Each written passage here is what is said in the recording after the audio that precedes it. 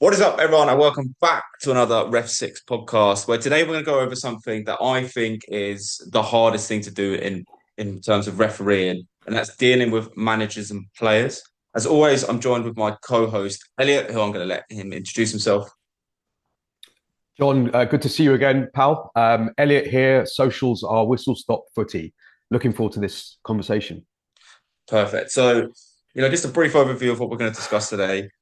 We're going to talk about players and managers, as well as parents, how that differs in the UK versus the US. Is there any cultural differences between the two, as well as how to deal with them? What have we got as referees in our armory to deal with problem parents, moany managers, those kind of things that, can make our game easier because realistically, we're there to referee 22 players or 18 players if it's a 9v9.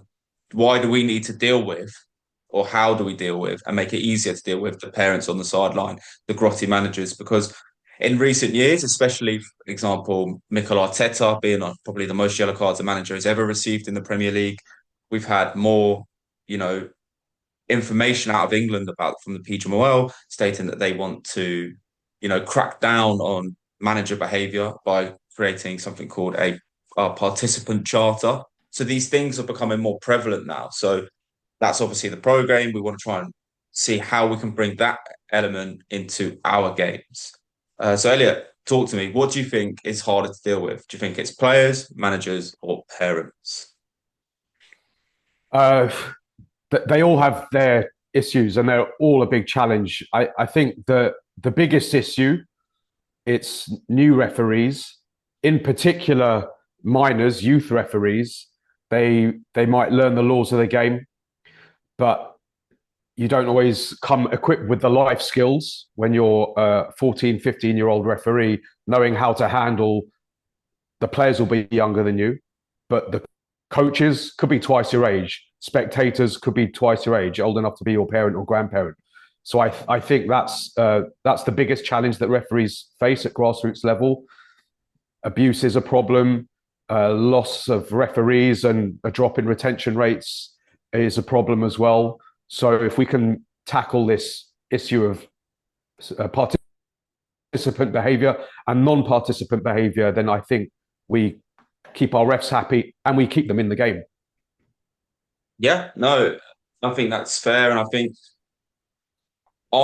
you're right in terms of youth referees not coming back, these 14, 15, 16-year-olds getting a load of dissent and abuse on the sideline from parents and managers is stopping people taking that next step in their career.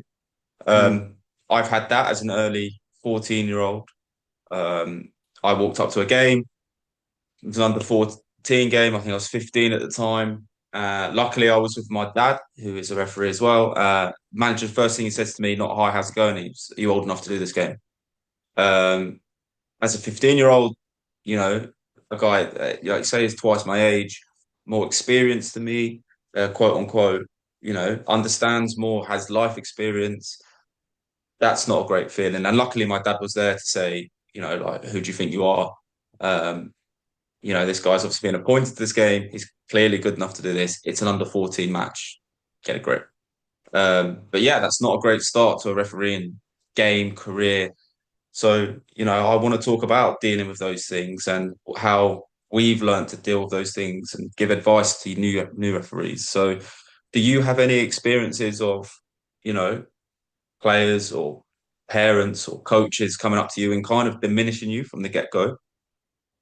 Well, the first thing I'll say is that I didn't certify as a referee for the first time until I was about 31. I didn't go through that referee as a teenage years. I didn't have to encounter being out of my depth as a kid, having to encounter people old enough to be my parent, grandparent. So I don't have personal experience of that, but of course I've had experience of, as an adult referee, players, coaches, spectators misbehaving at various degrees, and yeah, I tend to. It comes back to the laws of the game. My biggest advice, whether it's a youth referee or an adult, is try and leave your ego out of the field. Don't make this a battle of egos, because that tends to lead to an escalation. Try and be calm, composed, be clear in your communication, speak with the kind of assuredness that triangles have three sides and 2 + 2 = 4. What you said is unacceptable. Here's your warning. Try not to back yourself into a corner. There's a lot of practical tips as well. I've sent players off. I've sent managers off. I've arranged for spectators to leave. So yeah, I've seen it all. Yeah, good. And I think, discuss like early signs. So for me, parents and managers are going to be one of two things. It's going to be dissent and offensive and abusive language. Now, I've just looked up dissent in laws of the game. Yeah. And I think it's exactly the same for a parent and manager. So these are like subtle early cues that I think we should take on. So dissent is described as public protest or disagreement, and this could be verbal or physical with a match official's decision. Now, obviously, this is for like a yellow card to be punished, yeah. But this can Yeah. be exactly the same for a parent. And then we've got abusive, insulting, or offensive language / actions, which is defined by IFAB as verbal or physical behavior which is rude, hurtful, or disrespectful, and this is punishable by a sending off. So this is where the signs that we need to start as refereeing realizing. So are there any cues, maybe verbal or non-verbal, words to look out for from players, parents, and managers that we should be looking out for to try and get on top of this early, as well as the sort of stage of how to deal with that as well. Yeah. The tool that comes with that. The other thing I would add to your definition of dissent, you mentioned the public behavior. Persistent is another factor of dissent. Yeah. Low level disagreement that's repeated and repeated has the effect of undermining your role as referee, in the same way that a persistent infringement of careless tackles can result in a caution. Absolutely. So catching that first low level disagreement, whether it's from a player, a coach, a spectator, and doing your best to nip it in the bud. Hey, player, I there's room for a respectful disagreement, but we've got to work together. Let's move on. I'm happy to have a quiet word here and there, but we can't be calling me out after every throw in on the halfway line. So try and use try and build and maintain a relationship with the players, the coaches. I find positive reinforcement is a very effective tool. So when players do respectfully disagree, thank them. I appreciate you coming to me in a respectful way. I appreciate that. Here's my quick answer. I think that encourages the kind of behavior that you want. So for dissent, yes, the early signs could be that first comment that doesn't rise to dissent on its own, but were it to repeat, we have our credibility at stake. So allowing that to continue is an issue. So dealing with it proactively early on. It's great when it comes to players. I feel like we, as referees, have developed a real good knack of talking to players, dealing with players, earning their trust early.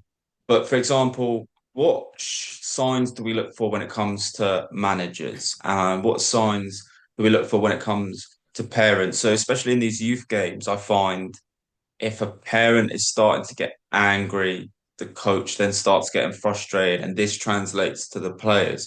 So if we nip it in the bud early with a parent or a coach, then I think it filters down. But what are we looking for? What are are there any verbal cues or non-verbal cues? So for example, on the top of my head is parents shouting or throwing up in arms at every decision. Do we nip that in the bud early? Or, a coach kicks a water bottle. That is obviously a clear act of dissent anyway. So we'll deal with that on a different level. But those kind of things, what are we looking at? What are you looking out for when it comes to these things on the sideline? Well, there are a lot of examples given there. Well, let's say a coach on the sideline. It's always a good habit in your pre-game when you're meeting the coaches to keep it professional and positive, and look out for an early sign of a coach that could later be a problem. Could be they're trying to cut corners on your roster check-ins, or ref, it's all right if we pay you later, or ref, I haven't got jersey numbers today. Is that all right? So that could be a red flag, and try and adhere to your rules of competition with that. During the match, once the game's underway, if a coach is more than just an emotional outburst in the moment gone, if it endures, if it carries on, then I think it's an investment to just pause the restart. Coach, right now this behavior is irresponsible. If it continues, you risk a caution. I think it's wise not to back yourself into a corner. If you speak again, this is a yellow card. We don't want to back ourselves into a corner, but give yourself options and give them a chance to adapt their behavior. An early conversation like that can help. And similar with outbursts, spectator outbursts.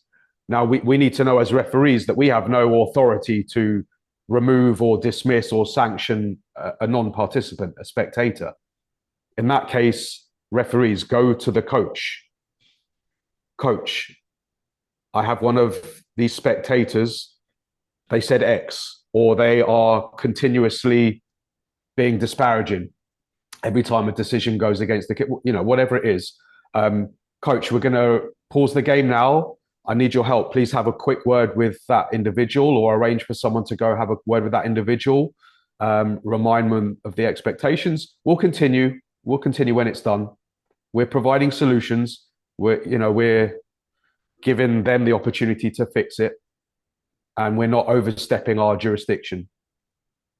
I think there's some really good points that I want to dive down into. That first one being, you speak about an emotional response to a decision. Yeah. And I think that's really interesting. So my question to you is, how are we defining the difference between a coach being on a problem and dissent, and an emotional decision? Are there any verbal cues that we can use? Like, is it directed at you, or is it, any emotional outburst, if it's persistent, is a yellow card? Like, is there a difference? And if there is, what are the strategies? My preamble will be, again, I said this before, try and leave your ego out of the field. Yeah. So that you're not clouded with emotion. And then I think we need to calibrate our resilience to it. We want to avoid being too thick-skinned, and we want to avoid being too thin-skinned. Yep. If you're too thick-skinned, then you can say to yourself, doesn't bother me, water off the duck's back. And then disagreement can rise, and it can actually have an undermining effect on you. It can have a real negative effect on the game. The game can descend because you were too thick-skinned. You allowed these comments to continue. And if you're too thin-skinned, then you might react in an oversensitive manner to something that wasn't directed at you, wasn't undermining of your credibility, and then you can create a kind of a prickly effect if you're overly sensitive, and we don't want to take emotion out of the game. So it's knowing yourself, knowing your reactions, knowing your triggers, and trying to come to trying to assess disagreement in as objective a way as possible as we would a challenge. Yeah. We're looking at a challenge, and is it fair? Is it careless? Is it reckless? Or is it excessive? And we want to try and apply those objective measures to comments. And what you said at the outset was, are they personal in nature? Is the comment, oh, ref, every time, oh, ref, how much?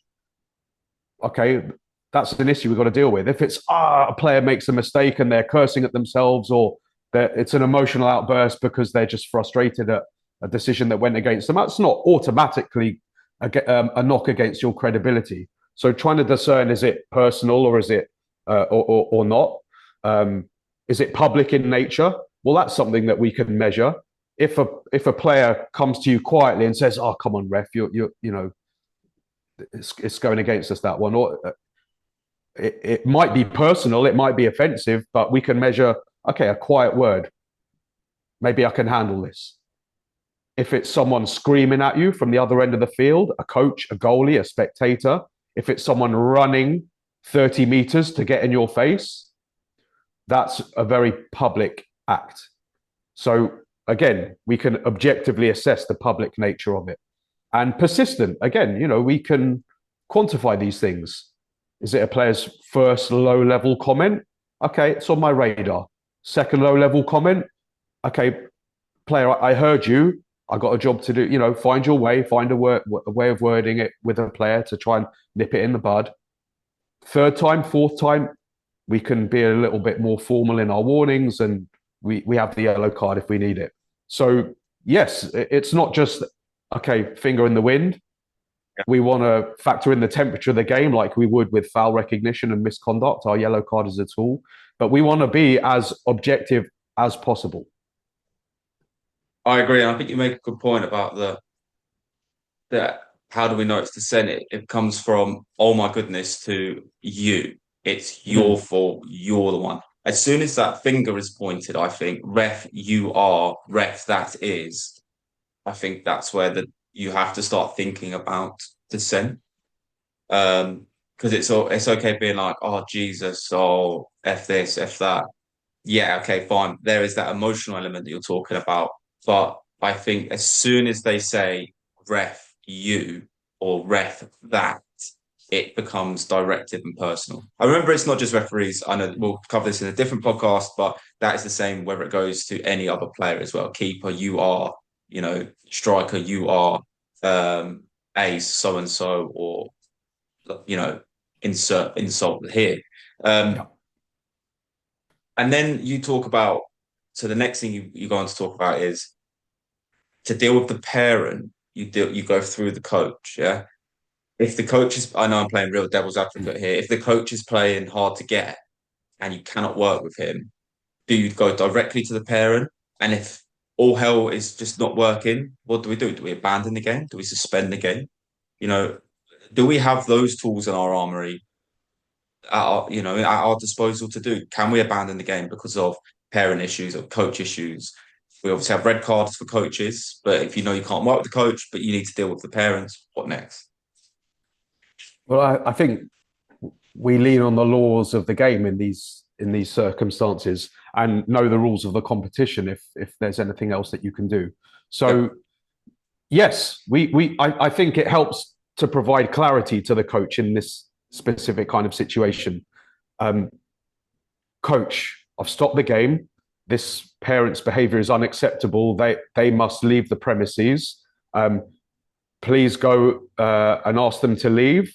We'll restart the game once they're away. Once you've done that, I appreciate your help, coach. And then if they're not cooperative, then we can say, I understand, coach, but this game's not going to start until that individual has been removed from the game. If they're not removed from the game, this match will be terminated. Coach, I appreciate your help. Yeah. So it's important that they know the consequences of their refusal. If they have a reasonable refusal, they might be like, they're not one of ours. They're not one of ours. Well, that might be true. It doesn't mean that now, okay, well, I'm the ref. I'm now the one that has to deal with that parent. No, someone needs to, whether it's the coach A or coach B, or if it's a neutral facility, someone at the facility, security, someone needs to be given the role of removing that person. And if that person refuses to move, or if someone refuses to cooperate and that person is still there, when in the referee's opinion they need to be removed, we are authorized to terminate the game. We're not saying, right, you forfeit, you lose. We're terminating the game. We report what happens. The competition will decide what happens next, not the referee. Yeah. And who do we report that to? It depends on the competition. Every competition, there should be clarity about who the referee makes the report to. But for sure, reporting is a very important part of this whole conversation. It's one thing dealing with abuse on the field, players, coaches, parents. If it's not reported, then it goes into the ether, and the referee the next week is going to have to deal with the exact same thing that you do. So these reports are an important part of the process. Do your reports, be as specific as you can in your reports. It's not enough to say the coach cursed at me or the spectator was abusive. Quote verbatim. Use the offensive word in full. Don't F star star star star G. No, write the word. It's not you're quoting somebody. It's part of your report. So be specific, and then another important part is that your authority, your county, or competition will receive that report, support the referee, investigate it, do their due diligence, and hopefully issue sanctions against the individual or the club. Now, in the USA, as recently as March of this year, March 2025, a new referee abuse policy was introduced in US soccer. Nice. So it's so new that it's not so easy to tell what immediate difference it's made and what trends we're going to see now, but it empowers competition. Well, it sets minimum penalties for abuse that could be non-physical abuse and physical abuse. So it sets minimum game suspensions or weeks, months out of the game that are mandatory. And I'm hoping that referees report these incidents, leagues respond by issuing these bans, and that will reduce the incidence of abuse from players and coaches. The policy specifically applies to players and coaches. It doesn't specifically include non-participants, spectators and parents, but it allows competitions to impose those same minimum sanctions to non-participants. It is up to the competition to add parents, spectators, supporters to their competition policy. I think that's nice. And I think just to wrap up everything we've said in this section is, to deal with this early, to be confident is, you need communication by staying calm, being clear, not to be drawn in with the conversation too much as well. Just say, this is how it's happening. This is what I see. This is how I feel. Your authority's got to be survived, like you say, leaving that ego at the door, setting the tone early, and be consistent with it. If you hear it once, you hear it twice, deal with it every time. And then working with parents by going through coaches, seeing if there's any safeguarding issues, match day respect campaigns, like you've just been saying. So those are the kind of like three main things to do. So it's communication, your authority, which is ego at the door, and then dealing with it in the right way. Is this a safeguarding issue if you're doing minor games? Is this a problem? Are you working with the coaches? Are there any respect campaigns to deal with?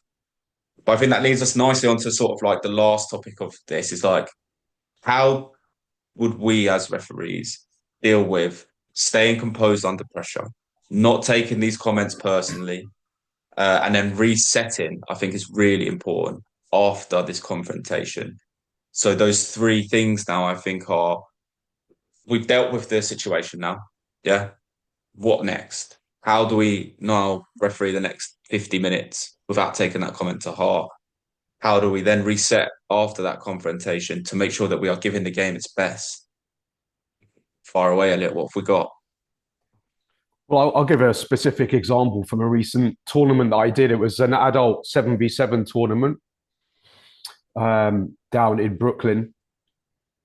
There was a spectator who was abusive towards me during one of the matches. It was such an unnecessary thing as well. There was a challenge which I didn't penalise, There was what started as an emotional outburst with F-bombs and F-bombs, and it continued. After play had restarted, it was continuing and continuing. So next break of play, I blow the whistle. I already know what action I'm going to take, but I don't want the players to overreact. I want to manage their expectations. So I blow the whistle. Players, I appreciate your patience. I'm just going to have a word with coach now. So when they see me walking off the field, they know that something's happened. They know there's a reason. I have that conversation with the coach that I just alluded to earlier. Coach, I need your help here. There's a spectator that needs to be removed. Appreciate your help. There was a little bit of backward and forward, like he didn't know who it was. So, okay, he needs to be removed. This game can restart when he's removed. Otherwise, the match is terminated. He does that. He stayed calm. He realized that I was helping out. It took a minute or two. That individual was removed.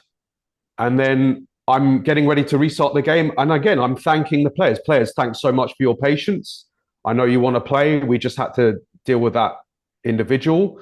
I appreciate your patience. We're ready to go. So there's a lot of thank you and please, and I appreciate. And that, I think, deflected somewhat from the possibility that they think I'm a ref looking for trouble, rather than a ref looking for solutions, and a ref who's committed to this, to the game. And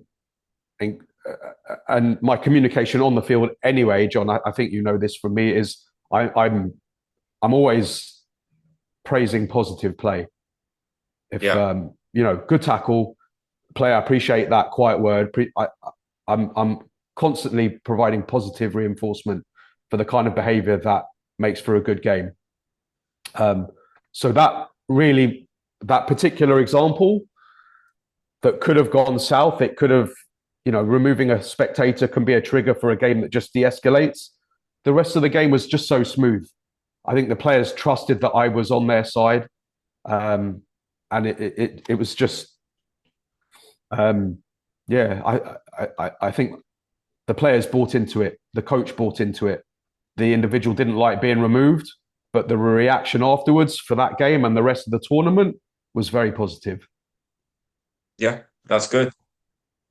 From my point of view, I think I found resetting the hardest thing through all of this. It's just like making a decision. Yeah, if you feel like, sometimes you make a decision and everyone moans and you think, oh God, like, did I get that right? And then that's rattling around in your head. We need to find ways to reset and go again. I have a rubber band on my wrist, snap it, we go again. I'm obviously in a blessed position now. I can talk to my assistants at halftime or whatever and say, did I get that right? And I get instant feedback. But if I'm on the park pitches refereeing a Sunday game, I find that I've just got to be big and bold and be like, whatever will happen, we'll deal with it at the end of the game. For me, I have to justify my focus has to be on the next decision, because if I don't get that right, it's chaos, and that is really difficult. Even now I struggle with that.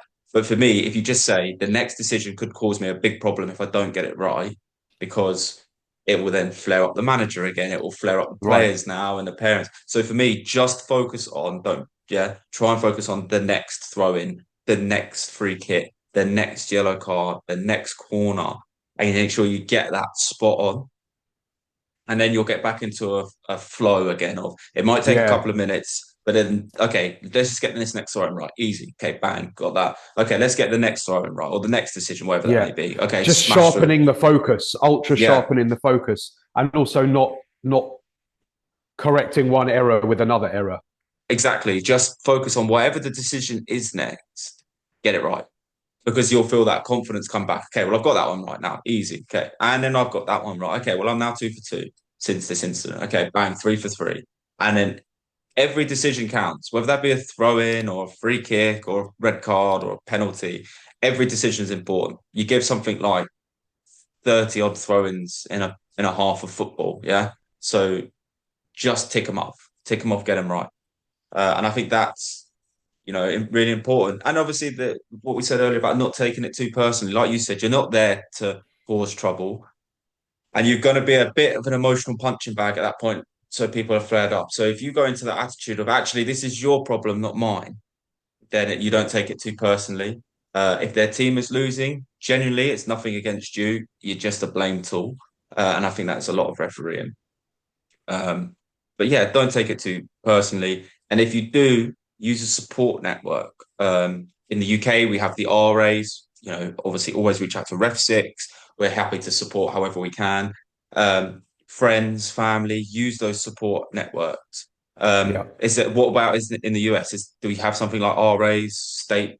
What do the Yeah. state ref? Yeah, Yeah. We've got local referee societies, so that's an excellent community for a referee to find support. Um, yeah, absolutely. And again, we've got the same mix in the US of working solo, working with two ARs, fourth officials, depends on the level. So there's going to be a colleague not too far away. So you're never alone. But you're right; it's easier said than done. Just hit the reset button. yeah, Just yeah. snap your wristband. It's okay. It's You're not. in the moment. You're heated. You're a bit discombobulated. You've got players shouting at you. It takes experience and character and resilience and self-talk and past mistakes, learning from those, learning from your colleagues. Right. Use the colleagues around you. They're a great resource.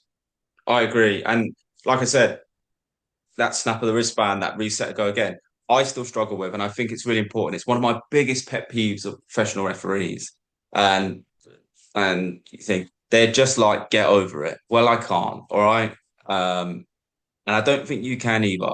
So give me, some grace. It's okay to be emotional, and it's okay to do this, but just find a way that works for you because it happens to the best people.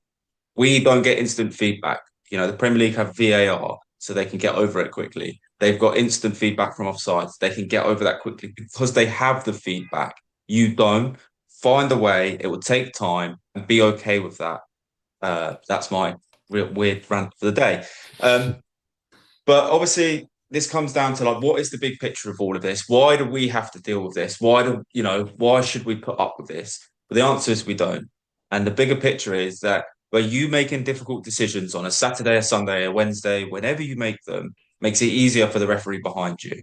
Now, as a 29-year-old, me making a decision on a Sunday to evict a parent or to evict a coach makes it easier for potentially a 16-year-old to then come in and do the next job because I'm doing my part for the community. Yeah, it aids referee retention. It means people can enjoy the game more when from a different side of thing that doesn't involve playing, and it's a safeguarding thing as well by protecting younger referees. Do you have anything to add to that? It's all there, John. Abuse is a problem. Referee retention is a problem, especially with younger referees. So this is a big issue. Equipping our referees with the tools to deal with pre-game, during game, and post-match reporting, providing the support post-game with the reports to the right person that they're dealt with. I'm interested to see over time how this US soccer referee abuse policy, the impact that it has on behavior on the field and off the field. I'm hoping that that competitions will impose the bans that are set out there, that they'll back it up, and that over time there will be a downward trend in referee abuse, verbal, non-verbal, and an increase in the number of refs and an increase in the retention of referees that stick it out, and an increase in the enjoyment of referees. Yeah, I agree. And I personally, I don't think they get a lot of credit. I want to shout out the PGMO for the simple reason that last year they came up with the standard charter, and one of the big problems for everyone is the Premier League boys and girls do not do it. Yeah. Well, they are doing it, and so are the EFL refs, and so are the National League refs. And I think it's important that we are seeing things being dealt with, more managers being sent off. I think the Salford manager got sent off after 4 minutes or something into his managerial debut. Wow. And we are dealing with this, and that is trickling down. It's given referees at a lower level confidence. I think Howard Webb said that, you know, obviously in August last year, there were loads of yellow cards for managers and non-participants, and there were loads of yellow cards. And then obviously it dips off throughout the year because players learn and managers learn, and it's been exactly the same this season so far. So actually, it's not been a fad; it's been a real change in culture, I think, where people are starting to realise that referees aren't punching bags. So I think there's a big shout out to them that they are trying to change the culture at the top, and it allows it to trickle down nicely. Um, but I think this is a really important podcast. And if anyone's listening out there, wants any help, advice, please email us at john@refsix.com. That's JON at refsix.com, not JOHN. And we'd love to, help out, reach us out, whether that be at RefSix or Whistle Stop Footy. We're more than happy to help what it is. But it's been a really important podcast. Elliot, thank you very much for today. Hopefully we can help someone deal with any abuse. But yeah, thanks very much for watching. We will see you next time for the RefSix Weekly Podcast, which is going to be all about how to further your career quickly. Thanks, John.